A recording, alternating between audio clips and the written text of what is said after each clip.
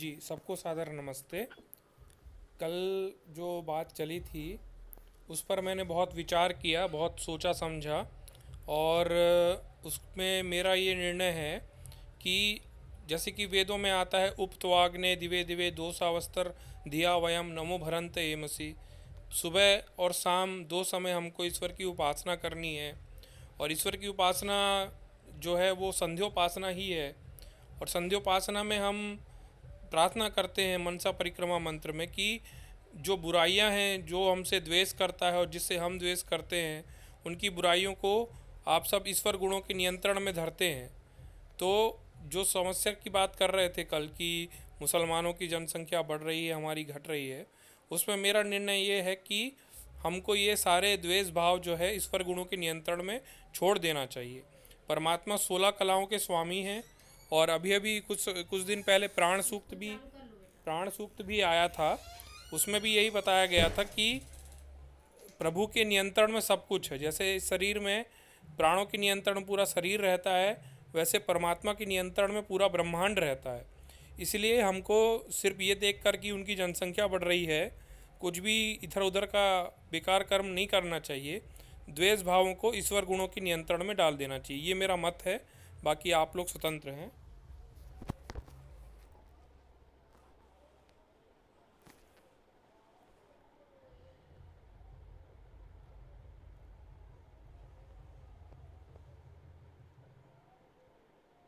हाँ भाई, जिसको जो कुछ भी अपनी बात रखनी हो तो रखें। बताइए।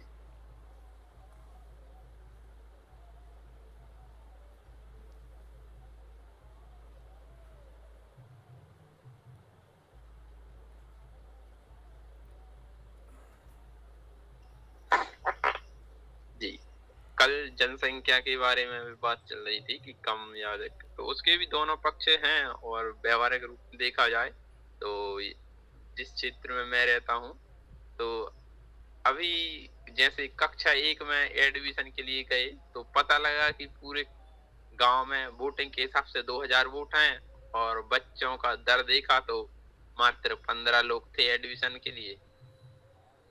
और एक तरफ देखा जाए दूसरा पक्ष, तो जिसके अधिक बच्चे हैं तो पता लगा कि वो पूरे कार्य भी कर रहे हैं और उनका धन की आवक भी अधिक है और सक्षम भी हैं वो इस तरह से आर्थिक रूप से।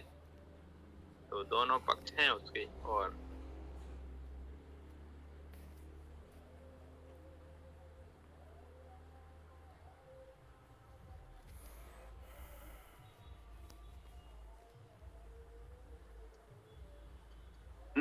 देखिए, कार्य शक्ति अधिक होगी तो अर्जन अधिक होगा, स्वाभाविक है।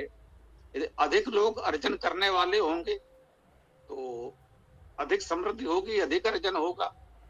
केवल एक व्यक्ति अर्जन कर रहा है, किसी सेवा योजन में है, कि कोई भी कार्य कर रहा है, परिवार में एक व्यक्ति है तो उतनी ही आय हो रही है। यदि किसी परिवार में 2, 3, 4 लोग अर्जन कर रहे हैं तो उस परिवार की आय स्वाभाविक रूप से अधिक होगी। तो ये पक्ष तो है ही कि परिवार में अधिक लोग हैं तो भोजन की आवश्यकता भी अधिक होगी। परंतु ये भी सही है कि यदि अधिक हाथ होंगे तो अर्जन भी अधिक होगा। तो निश्चित रूप से ये दोनों ही पक्ष हैं, इनको हमें समझना ही चाहिए। एक तो ये है कि हाँ, इसका निष्कर्ष इस विषय के जानकार लोगों ने इस रूप में दिया है। एक तो है जनसंख्या का भार, दूसरा है जनशक्ति। जिसके पास जितनी जनशक्ति है ना, वो उतना ही अधिक शक्तिशाली है, किसी भी क्षेत्र में हो, चाहे शांति काल हो चाहे युद्ध काल हो। अधिक लोग हैं, अधिक उत्पादन करेंगे, अधिक उत्पादन होगा तो समृद्धि बढ़ेगी। अब अधिक लोग हैं तो अधिक भोजन चाहिए, अधिक भोजन की हमें आवश्यकता होगी। ये दोनों ही बातें ठीक हैं। इसीलिए जहां जैसी स्थिति होती है वो उस हिसाब से देखना होता है। यदि हमारे पास सक्षम कार्य शक्ति नहीं होगी, जनशक्ति नहीं होगी, कुशल श्रम नहीं होगा तो उत्पादन नहीं होगा। इसको यूं कहें कि अकुशल जनसंख्या अशिक्षित जनसंख्या, अयोग्य जनसंख्या राष्ट्र और समाज पर भार हो सकती है। यदि सुयोग्य जनसंख्या है, सुशिक्षित है, अति कुशल जनसंख्या है, तो वो राष्ट्र की संपत्ति है, वो भार नहीं है। हमें प्रयास ये करना चाहिए कि जो भी जनसंख्या हमारे पास है उसको सुशिक्षित और कुशल कैसे बनाएं।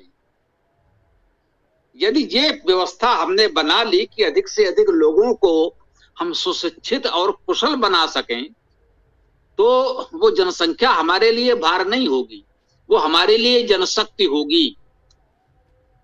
आप देखें, जिनकी भी बात होती है, भारत पर जिन विदेशियों ने शासन किया, अपने देश में वो कितने लोग थे?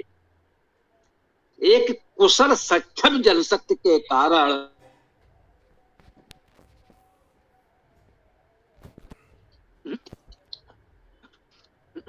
विश्व के बड़े भूभाग पर, अनेक देशों पर उन्होंने शासन किया। चाहे वो अरब के लोग हों, एक छोटे से मरुस्थल के क्षेत्र अरब में, जहां कोई प्राकृतिक सुविधाएं, संसाधन नहीं है, वहां के लोगों में एक जागरण, एक चेतना आई। उन्होंने स्वयं को प्रशिक्षित किया, अपने लोगों को कुशल बनाया, वे कुशल शिल्पी बने, कुशल योद्धा बने, कुशल व्यापारी बने, और एक बड़े क्षेत्र पर उनका प्रभाव स्थापित हुआ। यही स्थिति यूरोप की हुई। पूरा यूरोप, कुछ लोगों की जानकारी में होगा, कुछ लोगों की जानकारी में ना हो तो जान ले, पूरा यूरोप, उसका पूरे यूरोप का क्षेत्रफल वर्तमान भारत से अधिक नहीं है। वर्तमान भारत कह रहा हूं, जो खंडित भारत है। आप जिस अखंड भारत की परिकल्पना करते हैं, जो युधिष्ठिर का साम्राज्य था, चंद्रगुप्त मौर्य का साम्राज्य था, मुगलों के आधिपत्य में, अंग्रेजों के आधिपत्य में भी जितना भारत रहा, वह तो बहुत बड़ा है। यूरोप से रूस को छोड़कर, क्योंकि रूस का अधिकांश क्षेत्र तो एशिया में भी है, कुछ क्षेत्र यूरोप में भी है, तो रूस के अलावा जो यूरोप बचता है वो वर्तमान भारत से अधिक नहीं है। तो उसमें कितने देश हैं देख लीजिए आप। जितना बड़ा भारत है, उतने बड़े यूरोप में कितने देश हैं, छोटे छोटे देश हैं। और उन छोटे छोटे देशों ने विश्व के बड़े बड़े देशों पर शासन किया। ये ब्रिटेन का क्षेत्रफल कितना है? लगभग गुजरात के जितना होगा। जनसंख्या तो उतनी भी नहीं है, न कभी थी, न है, संभवतः हो भी ना पाए, क्योंकि जो प्राकृतिक परिस्थिति उनकी है। तो उन थोड़े से अंग्रेजों ने इतने विशाल अमेरिका, कनाडा, ऑस्ट्रेलिया, दक्षिण अफ्रीका से लेकर भारत तक इतने बड़े क्षेत्र पर उन्होंने शासन किया। कहते हैं जिनके राज्य में कभी सूर्य नहीं डूबता था, पूरे विश्व में उनका शासन था। यहाँ का सूर्य अस्त होगा तो कहीं और उदित हो जाएगा। मतलब ब्रिटिश साम्राज्य में सूर्य सदैव उदित रहता था, कभी भी ब्रिटिश साम्राज्य में पूरी तरह सूर्य अस्त नहीं होता था, क्योंकि इतना विशाल साम्राज्य था। ऐसा नहीं कि सूरज पर उनका नियंत्रण था, नियंत्रण पृथ्वी पर ही था। एक देश में सूर्य का अस्त हुआ, दूसरे क्षेत्र में उदय हो गया। जब तक ऑस्ट्रेलिया में सूर्यास्त हुआ, तब तक भारत में सूर्योदय हो गया। तो इस गति से पूरे कभी न कभी ब्रिटिश साम्राज्य में कहीं ना कहीं सूर्य प्रकाशित रहता था। तो इतने छोटे से देश के लोगों ने ये कैसे किया?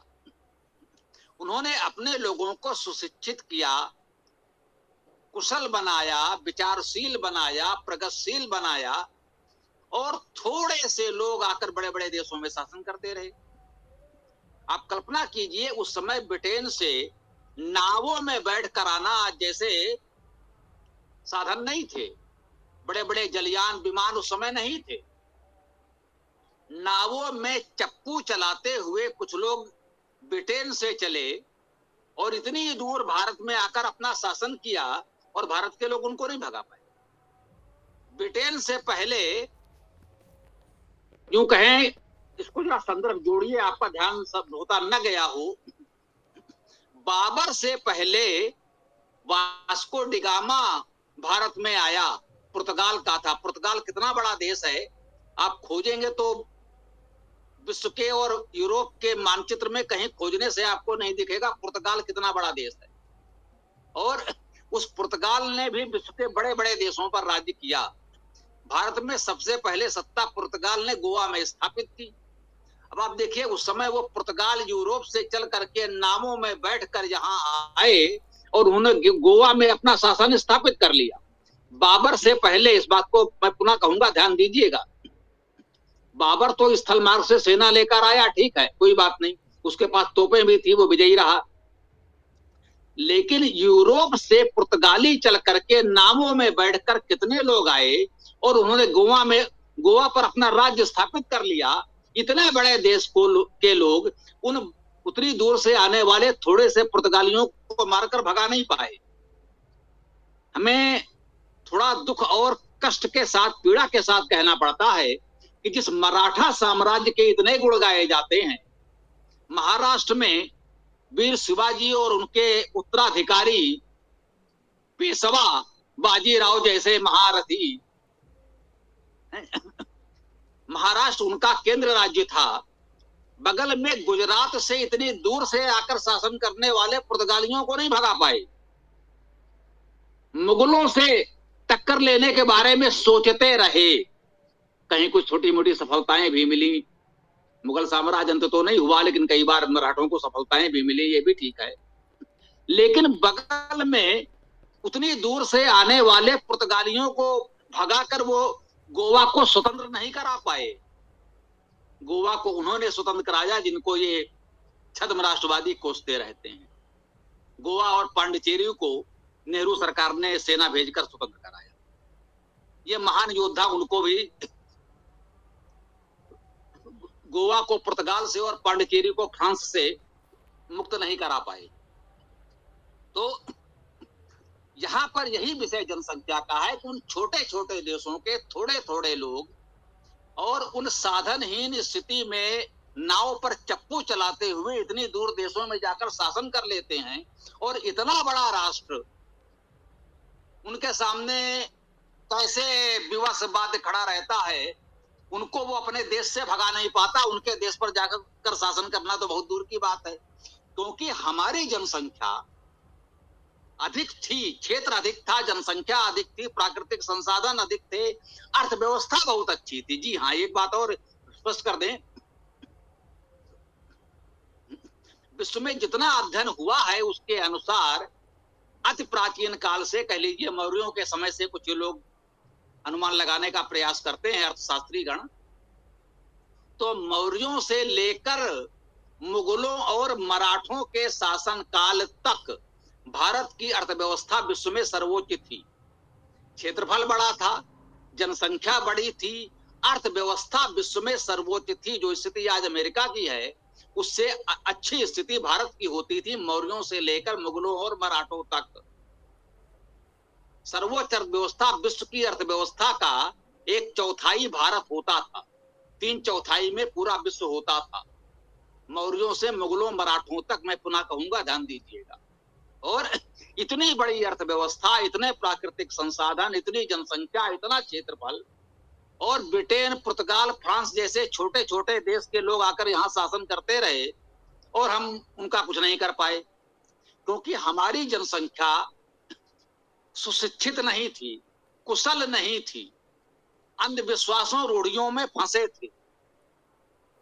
एक रूढ़ियों में फंसे हुए बुद्धिहीन वीरता दिखाते थे। वीरता तो थी लेकिन बुद्धिहीन वीरता थी। रण कौशल नहीं रह गया था, युद्ध कौशल नहीं था, रणनीति नहीं थी, कूटनीति नहीं थी, बुद्धि नहीं थी, कहना चाहिए बुद्धि विवेक समाप्त हो गया था। इसलिए ये स्थिति आई। तो अशिक्षित, अकुशल, बुद्धिहीन जनसंख्या भार है किसी भी राष्ट्र और समाज के लिए। और यदि वही जनसंख्या कुशल हो जाए, सुशिक्षित हो जाए, विवेकहीन बुद्धिमान हो जाए, तो वो राष्ट्र के लिए संपत्ति है। वो अधिक से अधिक उत्पादन करेंगे, जिसका हम विश्व में निर्यात करेंगे, हमारी आर्थिक शक्ति बढ़ेगी। जब आर्थिक शक्ति बढ़ेगी, संसाधन बढ़ेंगे, तो फिर हमारी हर तरह की सामर्थ्य बढ़ेगी और विश्व में हम विकसित राष्ट्र के रूप में सम्मानित होंगे। फिर कोई भी हमारे यहाँ कोई षड्यंत्र करने में सफल नहीं होगा। तो जनसंख्या भार नहीं है, अकुशल अशिक्षित जनसंख्या भार है, ये हमको समझना चाहिए। बिल्कुल ठीक कहा स्वामी जी आपने। मैं भी वही कह रहा था कि हमको वेदों का प्रचार करना चाहिए, क्योंकि जब तक हम वेदों का प्रचार नहीं करेंगे, शिक्षा नहीं देंगे, तब तक कोई हिंदू अपने आप को हिंदू कह ही नहीं सकता। वो अंधविश्वास में डूब जाएगा और भी हजार प्रकार की समस्याओं में वो डूब जाएगा।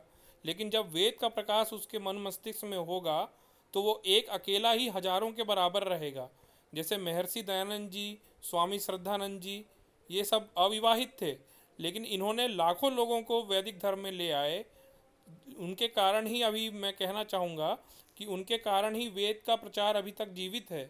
महर्षि दयानंद जी और स्वामी श्रद्धानंद जी के कारण। ये दोनों अविवाहित थे, लेकिन ये लोग सबको जो है शिक्षित कर दिए, जिसके कारण हमारा धर्म अभी तक जीवित है।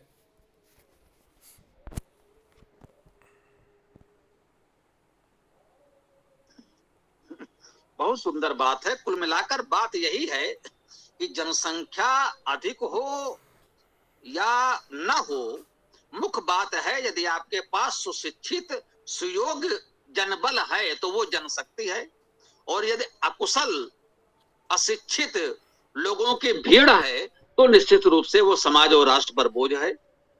तो अधिक से अधिक लोग होना, जनसंख्या वृद्धि होना हमारे लिए हानिकारक नहीं है, यदि हम उनको सुशिक्षित बना सके। और यदि सुशिक्षित नहीं बना सके तो आप जनसंख्या घटा लेंगे तो भी कोई समस्या का हल नहीं होगा, जनसंख्या बढ़ा लेंगे तो भी समस्या का हल नहीं होगा। विशाल जनसंख्या पर थोड़े से लोग शासन करते रहे। बाबर 10,000 लोगों को लेकर आया था, इतने बड़े राष्ट्र पर शताब्दियों तक शासन करते रहे उस वंश के लोग। वही में पुर्तगाली और अंग्रेज कितने थे, वहां से व्यापार करने आए थे, इतने बड़े राष्ट्र पर शताब्दियों शासन करते रहे। तो मुख्य बात यही कही है, बिल्कुल सही। घर घर वेद, जन जन वेद, आप इस अभियान में लगे। जनसंख्या उतने बड़ी समस्या नहीं है, वो महत्वपूर्ण नहीं है। जिनके जो जनसंख्या बढ़ाना चाहते हैं वो बढ़ाएं, लेकिन बच्चों को सुशिक्षित संस्कारवान बनाएं। जिनको लगता है कि वो अधिक बच्चे नहीं पाल सकते, कोई बात नहीं, हम हमारे दो का पालन करें, लेकिन 2 ही बच्चे हों, उनको जरूर, उनको भी अवश्य वो सुशिक्षित संस्कारवान बनाएं। लेकिन हाँ, ये अवश्य है कि भाई परिवार की व्यवस्था भी चलाए रखनी है। हर कोई दयानंद तो नहीं हो सकता, हर कोई श्रद्धानंद तो नहीं हो सकता, हर कोई शंकराचार्य नहीं हो सकता। तो एक जन सामान्य व्यक्ति के लिए उच्च स्तर पर पहुंच पाना तो संभव नहीं है। हम दयानंद नहीं हो सकते, लेकिन 1% दयानंद हो सकते हैं। गृहस्थ रहते हुए हम अपने दायित्वों का, कह सकते हैं गृहस्थ सुखों का आनंद लेते हुए जो अपना कर्तव्य है वेद के प्रचार के लिए जितना हो सके करते रहें। वह दयानंद जैसा कोई महान व्यक्ति हो जो सब कुछ त्याग करके राष्ट्र के लिए इतना बड़ा कार्य कर सकता है, तो ऐसे लोग तो हर समय हर स्थान पर नहीं हो सकते। ऐसे लोग तो कभी कभी आते हैं, ये मानना चाहिए।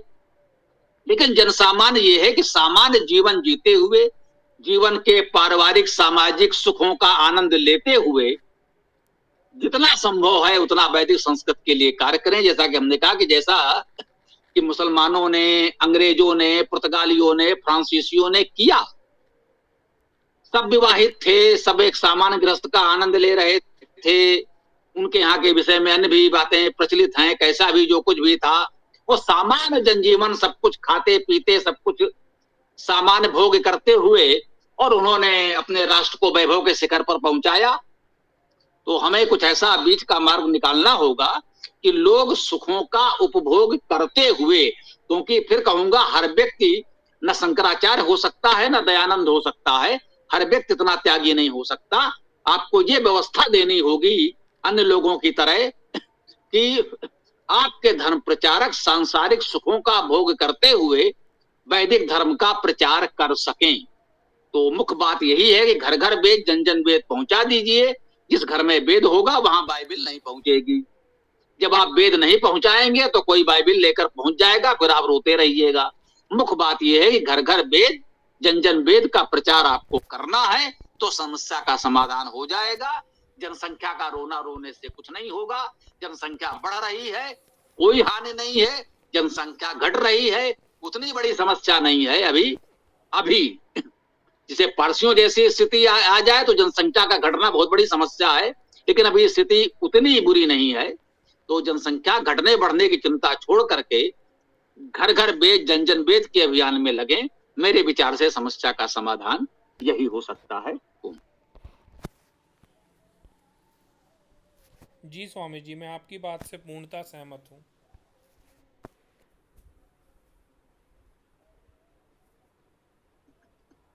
जी, अन्य कोई सज्जन इस विषय पर या अन्य किसी विषय पर भी बात करना चाहें तो अपनी बात रख सकते हैं। स्वामी जी नमस्ते। यद्यपि विषय हमारा निरंतर चल रहा है, जनसंख्या समस्या या समाधान, ये तो वाकई बड़ी अच्छी बात निकल के आ रही है कि हमको अपनी जनसंख्या की वृद्धि के साथ साथ जनसंख्या को शिक्षित भी करना है और सुसंगठित भी करना है। साथ ही हमें अपनी जनसंख्या को इस बात के लिए भी तैयार करना है ताकि वह अपने धर्म के बारे में ठीक से जाने, समझे और विधर्मियों के भटकाव से बचे।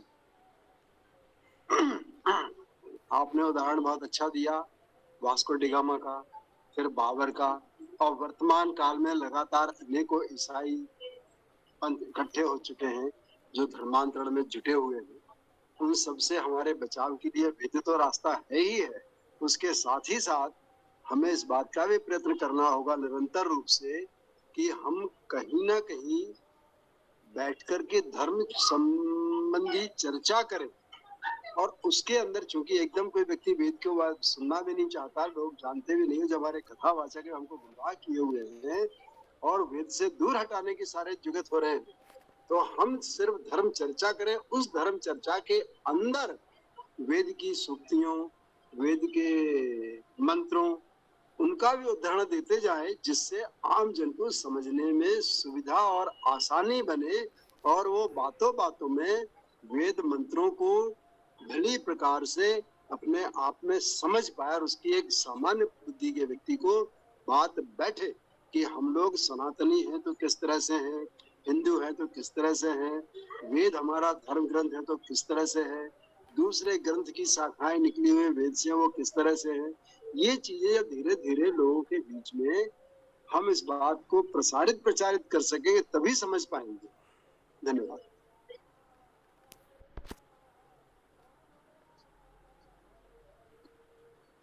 जी।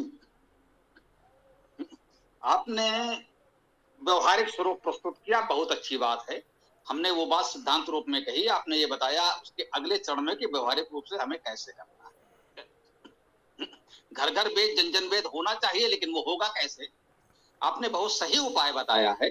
उसको थोड़ा सा हम जो कहें कि और स्पष्ट कर दें तो थोड़ा अच्छा रहेगा लोगों के लिए। हमारा उस पर कार्य योजना ये है कि आप सब लोग, जो भी थोड़े से लोग हमसे जुड़े हैं, यदि इतना करें कि आप अपने घर में यूं कहें कि अपने घर को एक वेद मंदिर, वेद पीठ बना लें। यदि संभव हो प्रतिदिन प्रातः काल, सायंकाल, जो भी समय आपकी सुविधा अनुसार आप निकाल सके, आधा घंटा, 1 घंटा यदि प्रतिदिन आप निकालें और ये अपने आसपास परिचितों में प्रचारित करें कि इस समय हमारे घर में वेद पाठ होता है। जैसे वो चालीसा आदि का पाठ करते हैं, सुंदरकांड पाठ करते हैं, रामचरितमानस का पाठ करते हैं, अच्छी बात है। लोग बाइबल का पाठ करते हैं, कुरान की चर्चा करते हैं, अपने अपने अनुसार हर कोई करता है। तो हम लोग सीधे सीधे ये प्रचारित करें तो भाई हमारे घर में वेद पाठ का कार्यक्रम है, आइएगा, प्रसाद ग्रहण कीजिएगा। तो एक पवित्र भाव से वेद पाठ में लोग आएं, आपके साथ बैठकर वेद पाठ करें और उस वेद पाठ के साथ साथ, आपकी बात बिल्कुल ठीक है, मैं मानता हूं, ये बहुत आवश्यक है जो आपने कहा। आपने केवल वेदाष्टक रख लिया और वेदाष्टक जैसा कि हमने कहा कि सुविधानुसार मंगा सकते हैं, 10 पुस्तकें हैं, 5-10 पुस्तकें मंगा लें। तो आपने 10-20 लोगों को एकत्र किया, 10 पुस्तकें आपके पास हैं, सब लोगों में वितरित कर दिया, लोगों ने उससे पाठ किया और वो पुस्तकें रख ली गई। एक बार पुस्तकें ले ली, सदा के लिए हो गई, लगभग जीवन भर चलती हैं पुस्तकें, लगभग जीवन भर। तो केवल वेदाष्टक सस्ती पुस्तकें 50 रुपए में भेजी जा सकती हैं। एक मंगाने पर तो नहीं, लेकिन अधिक मंगाएंगे तो 50 में चली जाएंगी। तो 50 रुपए तो डाक खर्च लगता है, एक भेजेंगे तो डाक खर्च भर का होगा, लेकिन एक नहीं। लेकिन जब आप 10 मंगाते हैं तो 50 रुपए की दर से 500 रुपए में 10 सरलता से भेज सकते हैं, कोई समस्या नहीं है। हो सकता है कुछ अधिक भी कर दें। तो वेदाष्टक का पाठ, वेद पाठ की घोषणा करें, वहां पर वेदाष्टक का पाठ करें। चालीसा की तरह से इसमें 52 मंत्र हैं, वेद बावनी का पाठ का प्रचार हो जाए। तो बैठे, आपने इतने का पाठ किया, 4 लोग आ गए, आपने पाठ आरंभ कर दिया। इसका पाठ होते होते 4-6-10 लोग और आ गए, पाठ पूर्ण हुआ। उसके पश्चात आपने व्यवहारिक चर्चा आरंभ की कि भाई वर्तमान समय में हमारे सनातन धर्म की क्या समस्याएं हैं, उसका समाधान हमें कैसे करना है। अपने अपने घर में ये व्यवस्था बना लीजिए, हो सके तो दैनिक करें, दैनिक ना हो सके तो साप्ताहिक करें। रविवार, मंगलवार, शनिवार, बुधवार, जिसको जो दिन उचित लगे। ऐसा भी नहीं है कि हाँ सबको मान लीजिए एक ही दिन है, किसी की परिस्थिति अनुसार वो दिन नहीं है, रविवार करना चाहिए। हर समाज में रविवार का सत्संग होता है। और मान लीजिए किसी को रविवार को कुछ कारणों से वहां लोगों को सुविधा नहीं है, तो जब हो सके तब कर लें। तो दैनिक हो सके दैनिक करें, साप्ताहिक हो सके साप्ताहिक करें, मुख्य घोषणा करें वेद पाठ। तो श्रद्धा भाव से जो भी लोग हैं वो वेद पाठ में आएंगे, नमन करेंगे, पाठ करेंगे, प्रसाद ग्रहण करेंगे, चले जाएंगे। इस बीच हम व्यवहारिक चर्चाएं करेंगे कि भाई हमें अपने बच्चों को कैसे शिक्षित संस्कारवान बनाना है। यदि कभी दंगे आदि की स्थिति आ जाए तो हमें अपनी सुरक्षा कैसे करनी है। जी हाँ, ये सारी बातें उसमें की जा सकती हैं कि बच्चों को धर्म के प्रति जागरूक कैसे करें, विधर्मियों के आक्रमण हो तो उनसे अपनी सुरक्षा कैसे करें, प्रत्याक्रमण कैसे करें, उनसे बचाव कैसे करें। ये सारी चर्चाएं करें, लेकिन मुख्य रूप से घोषणा करें कि हमारे यहाँ वेद पाठ हो रहा है, लोग आए वेद पाठ करें और फिर सारी चर्चा करें। तो ये एकता का सूत्र बना रहेगा। जैसे ईसाइयों के कहें भाई ऐसा कोई चर्च, कोई घर, कोई ईसाई हो सकता है जिसमें बाइबल ना हो, तो वो व्यवस्था बनाए कि भाई हमारे यहाँ रविवार को, मंगलवार को, शनिवार को वेद पाठ होना है, बुला लीजिए, वेद पाठ करिए और सारी चर्चा करिए। हाँ भाई ये पुस्तक हमको भी मिल सकती है, जी हाँ आप भी ले जाइए। लोग ले गए, आप पुनः मंगा लीजिए। तो इस तरह से वेद का प्रचार होता रहेगा। तो ये वेद गोष्ठी सभी मोहल्लों में गली गली होने लगे। जो कहें घर घर वेद, गली गली गुरुकुल, गली गली गोष्ठी, इस तरह की व्यवस्था बना लें। घर घर वेद हो और गली गली इस तरह की गोष्ठी हो। एक गली में एक घर आपने कर लिया, आपके घर में हो रहा है, किसी ने कहा भाई मेरे घर में भी है, अच्छी बात है, अगली बार हम आपके घर कर लेते हैं। तो मैं आपको बताऊं, मैं एक स्थान पर था तो स्थिति ये थी, सप्ताह में 3 कार्यक्रम होते थे। एक के यहाँ रविवार को, दूसरे के यहाँ मंगलवार को, तीसरे के यहाँ शुक्रवार को। सप्ताह में 3 गोष्ठियां हम लोग बहुत समय तक मैं करता रहा, एक ही नगर में थोड़ी थोड़ी दूरी पर।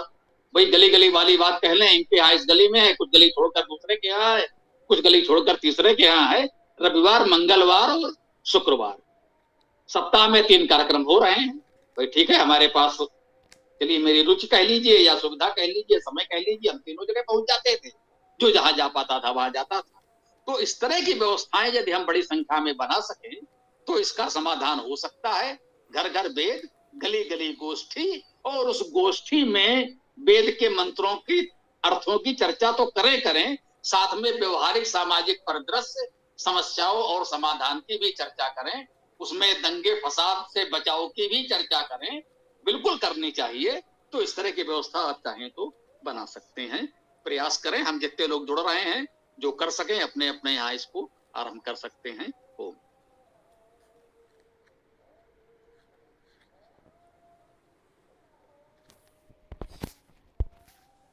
जी, मैं तो वर्षों से जो है व्हाट्सएप पे और यूट्यूब पे वेद का प्रचार कर रहा हूँ।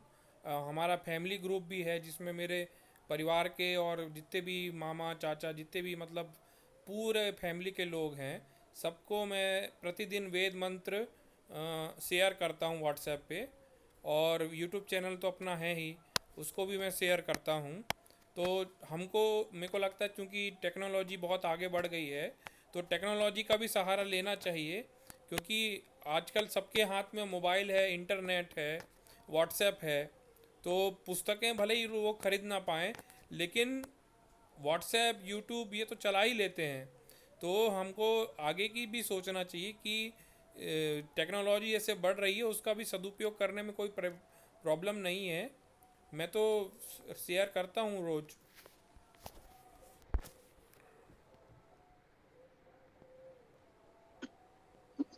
ये तकनीक का सदुपयोग तो हम लोग कर ही रहे हैं भाई।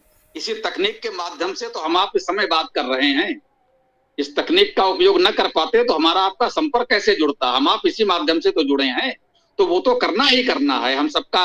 हम लोगों का अपना यूट्यूब चैनल है, इस तरह के समूह हैं, तो हम सब आपस में चर्चा करते ही हैं।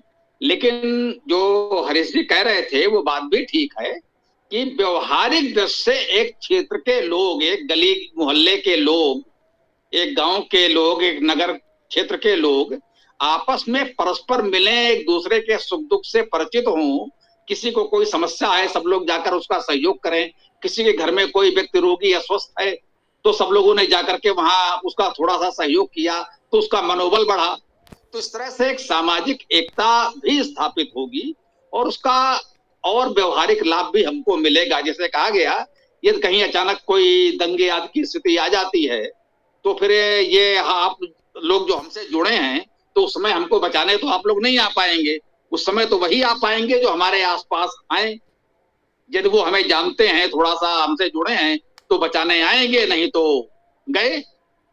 तो तकनीक का उपयोग तो करना ही करना है। तकनीक के माध्यम से ही हम आप मिल पाए हैं, तकनीक के माध्यम से ही हम इतना बड़ा वेद कार्य कर पाए हैं। हम लोग आपस में भी कहते हैं कि यदि ये तकनीक का विकास इस समय न हुआ होता, दयानंद जी या उनके पहले के वेद व्यास जी, शंकराचार्य जी, सायण जी आदि ने जिन परिस्थितियों में कार्य किया है, उस समय ये तकनीक नहीं थी इस प्रकार की। उन स्थितियों में तो मैं इतना बड़ा कार्य नहीं कर सकता था। मैंने जितना बड़ा वेद कार्य किया है, उसमें तकनीक का बहुत बड़ा योगदान है। तो उस तकनीक का सदुपयोग करना है, परंतु व्यवहारिक रूप से हमें परिवार और समाज की एकता के लिए कुछ इस प्रकार की व्यवहारिक गोष्ठी भी साथ में संभव है तो करते रहें। सबके लिए संभव नहीं होगा, सबकी परिस्थितियां अलग अलग हैं। तो जो तकनीक के माध्यम से कर सकते हैं, कर रहे हैं, बहुत अच्छी बात है। ये सबको करना ही चाहिए। और जो व्यवहारिक गोष्ठी भी कर सकें तो और भी अच्छी बात है। व्यवहारिक गोष्ठी करें, बहुत अच्छा। यदि वो संभव न हो तो तकनीक के माध्यम से ही हम दूर दूर तक अपनी बात पहुंचाते रहें। तो यथासंभव सभी माध्यमों से हमें प्रयास करना चाहिए।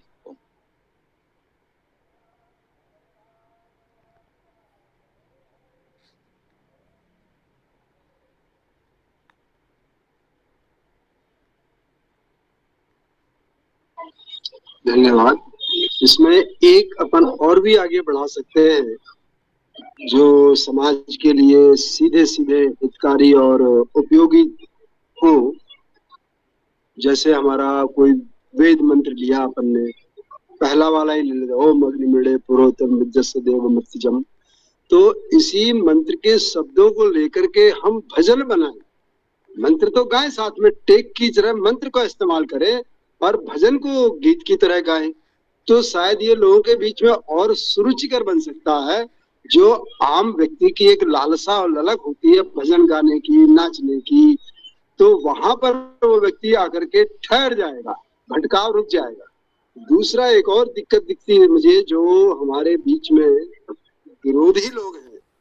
एक तो हमारे विरोधी है, वेद विरोधी है, दूसरे हमारे संस्कृति विरोधी है, चाहे वे राजनीति दल हो या वामपंथी दल। तो हमें थोड़ी थोड़ी अपने अंदर राजनीति समझ भी तैयार करना होगी कि राजनीति दल हमें किस तरह से गुमराह करते हैं, हमारे धार्मिक संस्थान संगठन कथावाचक हमें कैसे गुमराह कर रहे हैं। इससे भी हमें लोगों को जागरूक करना होगा, तब वे हमारे पास में जुड़ सकेंगे। और जैसे हम लोग आपस में समस्याओं के ऊपर चर्चा करते हैं, तभी वे लोग हमारे साथ में खुले मन से मुक्त रूप से जुड़ करके अपनी समस्या रख पाएंगे। वरना आज भी हम लोग अपने पड़ोसी से अपनी दिक्कतों को छुपाते हैं।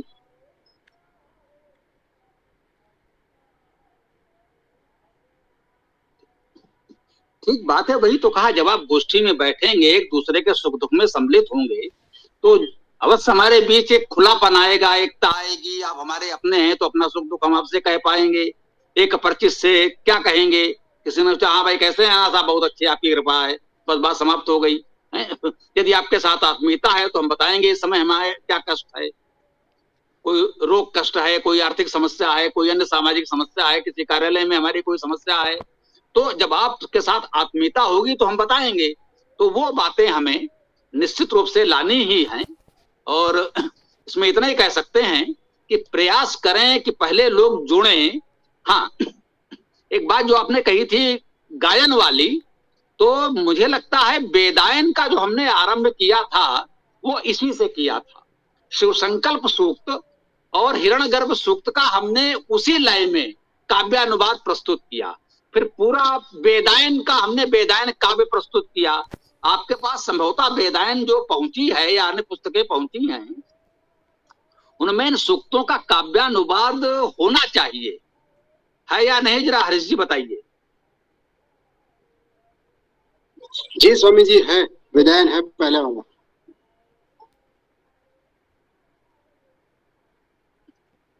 उसमें काव्यानुवाद है ना? तो जो आप कह रहे हैं वही प्रयास किया गया है ना?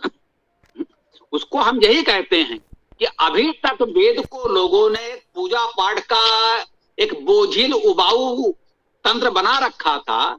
हम लोगों ने उसको इतना सरस रोचक बना दिया है कि हमारे युवा सहयोगी उसे गजल भजन की तरह गाते हैं। हिरण्यगर्भ के मंत्र आर्य समाज के हवन में पढ़े जाते हैं। ओम हिरण्यगर्भा समर्थाग्रे भूतस्य जातापतिरे कासित। अब लोग रो रहे हैं, ये क्या है?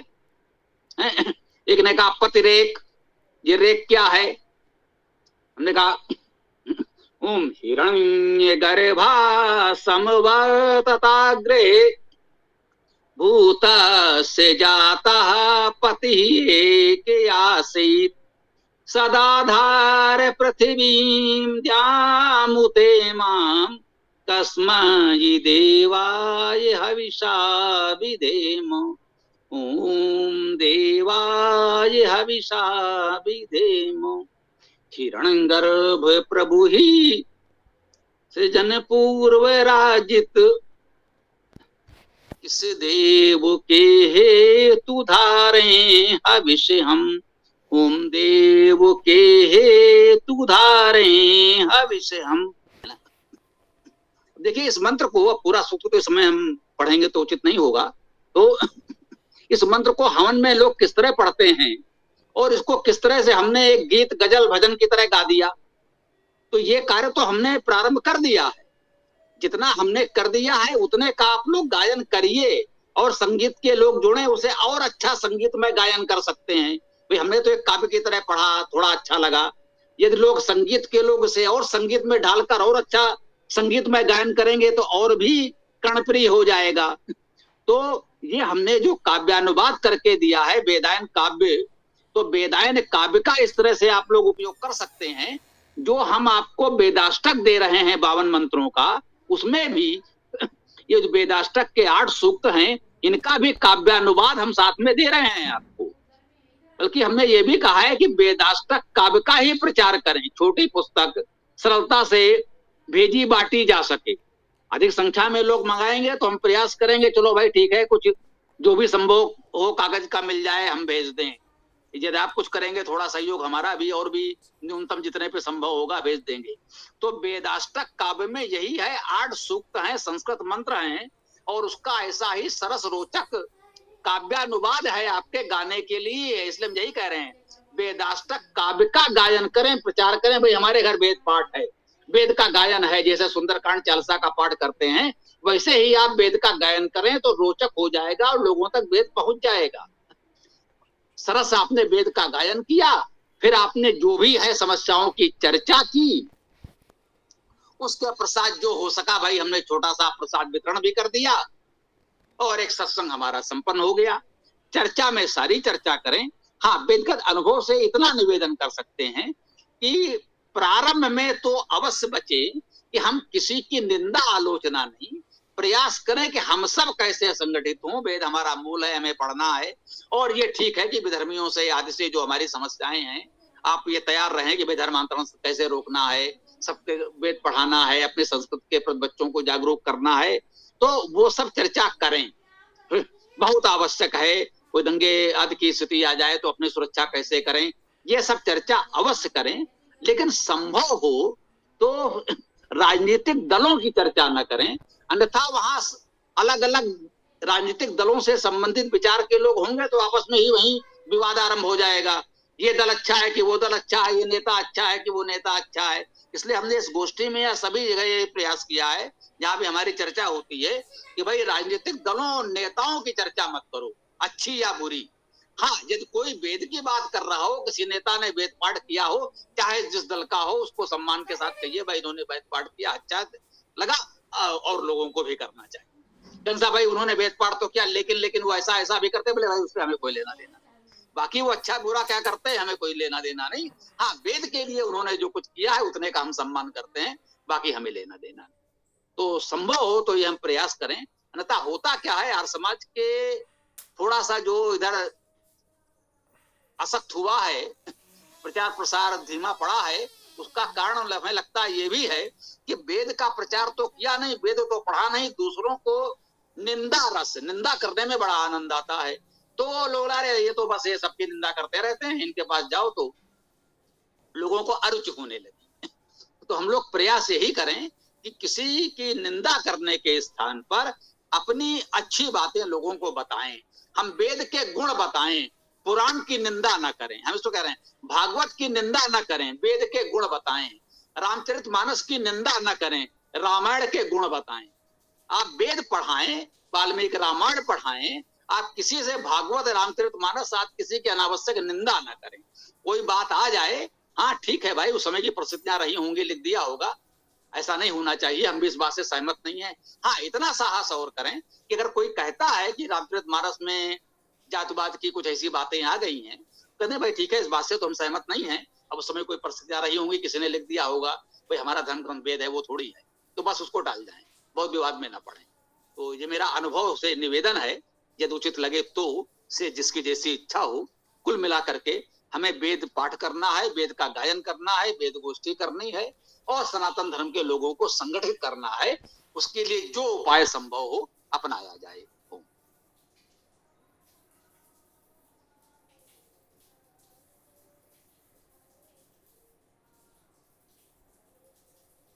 ये पीसी सिंह जी या ऋषभ जी कुछ कहना चाह रहे थे संभवतः। अच्छा, पीसी सिंह जी तो लेफ्ट हो गए, अभी संभवतः कुछ कहना चाह रहे थे। तो किसी और को कुछ कहना हो तो अपनी बात रख सकते हैं, ऋषभ जी या कोई भी साथी, तो फिर समापन करेंगे, समय भी पर्याप्त हो रहा है।